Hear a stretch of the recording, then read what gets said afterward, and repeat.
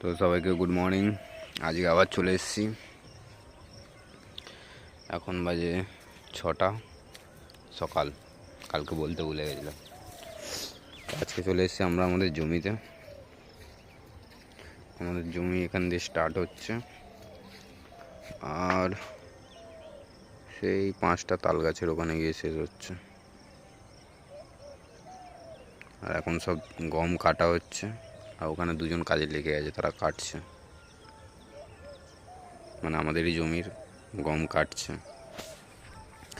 তো আজকের মধ্যে গম কাটাকাটি সব শেষ হয়ে যাবে, তারপর আমরা গম পেয়ে যাব।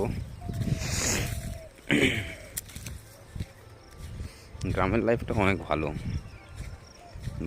বছরে একবার হলেও আসা উচিত, নাহলে 9 to 5 জব করতে করতে মরে যাবে একদিন, দেখবে সব কিছু শেষ।